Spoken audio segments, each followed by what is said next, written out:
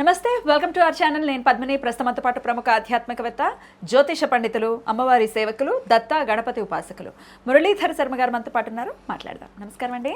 మహాదేవ. ఉన్నటువంటి 12 రాసుల వాళ్ళకి కూడా వారి వారి లక్ష్మి ఏంటో తెలియాలండి. అదే ఈనాటి నా ప్రశ్న.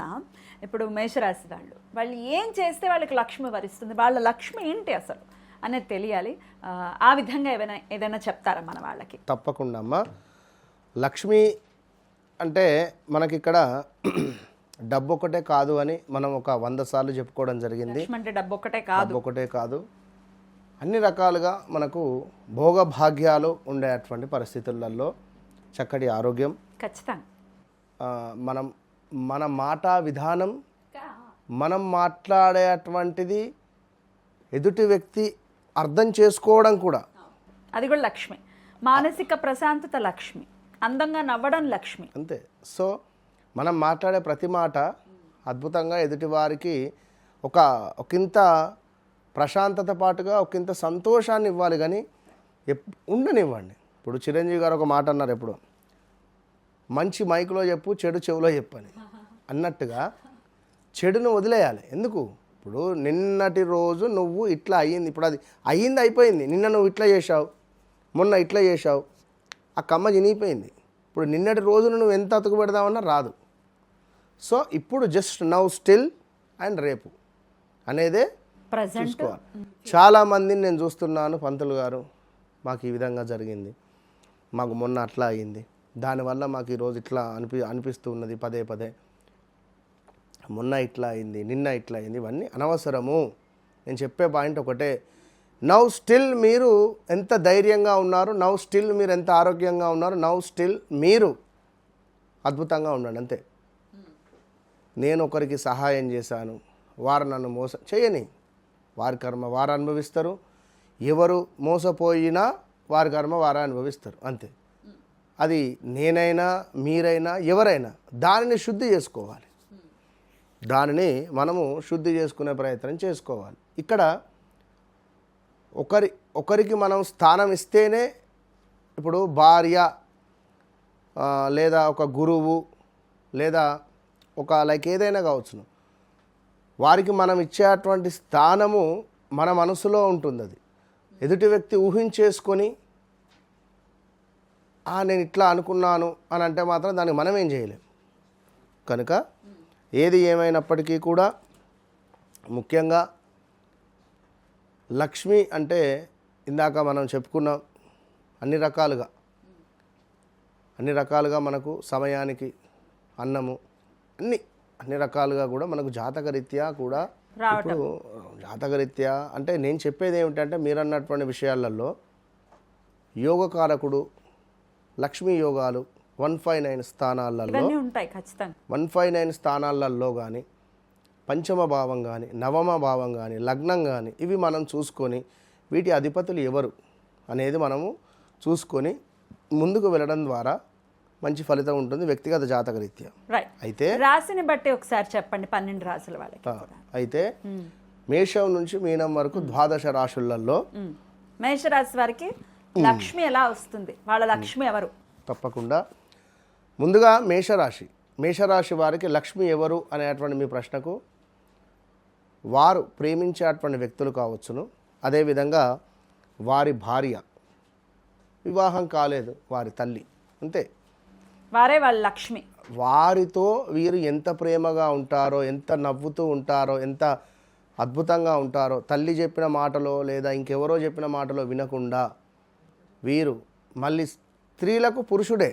ఇక్కడ ఇప్పుడు ఒక అబ్బాయికి భార్య లక్ష్మి అన్నాం, మరి అమ్మాయికి నీ భర్తే నీకు లక్ష్మి. కనుక మీ భర్తను మీరు ఎంత సంతోషంగా, ఎంత ప్రేమగా చూసుకుంటారో అంత ఫలితం మీకుంటుంది. ఇది గమనించుకోండి. ఇక వృషభ రాశి వారికి వారి యొక్క తల్లిగారే వారికి పూర్తి లక్ష్మి. వారి తల్లిని వారు ఎంత ప్రేమగా చూసుకుంటారో, వారి తల్లి నుండి వారంతటి ఎనర్జీని పొంది అమ్మవారు మురిసిపోయి వారికి మంచి అనుగ్రహాన్ని ఇస్తుంది. అది వాళ్ళు ఏ రకంగా అంటే ఆ రకంగా. ఇక మిథున రాశి వారికి వీరి స్నేహితులే లక్ష్మి అట. అంటే స్నేహితులతో కలిసి ఉండడము, స్నేహితులకు సంబంధించి ఏమైనా వారేమైనా ఇబ్బందులలో ఉంటే ఏమైనా సహాయం చేయడం కావచ్చును. అయితే ఇక్కడ దుర్మార్గ స్నేహితులు ఉన్నారు, మంచి స్నేహితులు ఉన్నారు. అది మనం గమనించుకోవాలి. మనం గమనించుకోవాల్సినటువంటి విషయం కనుక మీరు ఎవరో ఒక్కరిని లేదా ఇద్దరిని మంచి బెస్ట్ ఫ్రెండ్ను దగ్గర పెట్టుకోవడం ద్వారా మీకు మంచి యోగము అనేటువంటిది ఏర్పడుతుంది. ఇక కర్కాటక రాశి వారికి వీరి కుటుంబమే వీరికి లక్ష్మి. కుటుంబాన్ని ఎంత ప్రేమగా చూసుకుంటారో, కుటుంబాన్ని ఎంత సంతోషంగా చూసుకుంటారో కర్కాటక రాశి వారికి మంచి భవిష్యత్తు మాత్రం ఉంటుంది. ఇక సింహరాశి వారికి మీ గౌరవము, మీ పేరే మీకు లక్ష్మి. సింహరాశి వారికి అయితే మీ గౌరవము పాడయ్యే విధమైన పనులు కానీ లేదా మీ పేరు ఖరాబ్ అయ్యే పనులు కానీ మీరు చేయొద్దు. సో అది కూడా గమనించుకొని ముందుకు వెళ్ళండి. ఇక కన్యా రాశి వారికి తప్పకుండా కూడా కన్యా రాశి వారికి వీరి కష్టమే వీరికి లక్ష్మి. ఎంత కష్టపడితే అంత లక్ష్మి. సో ఈజీ మనీ అని కానీ లేదా ఇంట్లోనే కూర్చుంటానని కానీ మాత్రం చేయొద్దు. సో తులారాశి వారికి వీరికి కూడా వీరి జీవిత భాగస్వామి వలన వీరికి లక్ష్మీ యోగం ఏర్పడుతుంది కనుక జీవిత భాగస్వామిని ప్రేమగా చూసుకుంటే సరిపోతుంది. ఇక వృశ్చిక రాశి వారికి ఎందుకంటే వీరికి ఉండేటువంటి సీక్రెట్ మైండ్ సెట్, రహస్యాలను నిలుపుకొనుట, అంటే ఫలానా పని నేను చేస్తున్నాను, ఈరోజు నేను ఫలానా వ్యక్తిని కలిశాను, ఇది రహస్యంగా ఉంచుకోవాలి విషయాన్ని. నేను ఈ ఉద్యోగంలో చేరుతున్నాను, నేను ఈ బిజినెస్ చేస్తున్నాను, లేదా నేను ఈ విధంగా చేయబోతున్నాను, ఈ విషయాలు ఏది కూడా బయటికి చెప్పద్దు. వీరు సీక్రెట్ మైండ్ సెట్తో సీక్రెట్గా ఉంచడమే వీరికి లక్ష్మి అనేది ఈ యొక్క వృశ్చిక రాశి వారు తెలుసుకోండి. ధనస్సు రాశికి అధిపతి ఎవరు? గురువు. ఆ గురువే వారికి లక్ష్మి. సో గురువుతో ప్రేమగా ఉంటూ, సో గురువుకు ఏమైనా అవసరాలను తీరుస్తూ కావచ్చును, లేదా గురువు యొక్క మన్నన ప్రేమను ఎంతనైతే పొందుతారో ధనస్సు రాశి వారికి అంతటి అనుగ్రహం లభిస్తుంది. మోసం చేయొద్దు. ఎవరినైతే మోసం చేస్తారో గురు స్థానంలో ఉండేటువంటి వారిని చాలా డౌన్ఫాల్ వెళ్ళిపోతారు. సో వీరి తండ్రే వీరి ఫస్ట్ గురువు, అది గమనించుకోండి. ఇక మకర రాశి వారికి వీరి క్రమశిక్షణనే వీరికి లక్ష్మి. వీరు ఎంతటి క్రమశిక్షణగా ఉంటారు అంటే అది వారి మనస్సాక్షికే తెలుసు, డిసిప్లైన్గా చాలా. సో వీరి లక్ష్మి 100కు 200% మీ క్రమశిక్షణ, మీ డిసిప్లిన్, అది గమనించుకోండి. 11వది కుంభరాశి. కుంభరాశికి సంబంధించి మీ యొక్క ఆలోచనలు కావచ్చును, మీ ఐడియాస్ కావచ్చును, ఏదో ఒక కొత్త క్రియేటివిటీ ఉండేటువంటి మీ ఆలోచనలు ఏవైతే ఉన్నాయో అవే మీకు లక్ష్మి. అంటే ఎప్పటికప్పుడు ఒక కొత్త జనరేషన్ విధంగా కానీ లేదా కొత్తగా ఆలోచిస్తూ మీరు వర్క్ చేసేటువంటి దానిలో అందరూ చేసే విధంగా కాకుండా నేను కొంచెం కొత్తగా క్రియేటివిటీగా చేయాలి అనేటువంటి ఆలోచన ఏదైతే ఉంటుందో దానివల్ల మీకు కలిసి వస్తుంది. ఒక గొర్రె పోతుంది, దాని వెనకాల అన్ని గొర్రెలు పోతున్నాయి అనేటువంటిది కాకుండా మీరు ఒక కొత్త మార్గాన్ని మీరు రోడ్డు వేస్తే అది మీకు లక్ష్మి. ఇక లాస్ట్ మీనరాశి.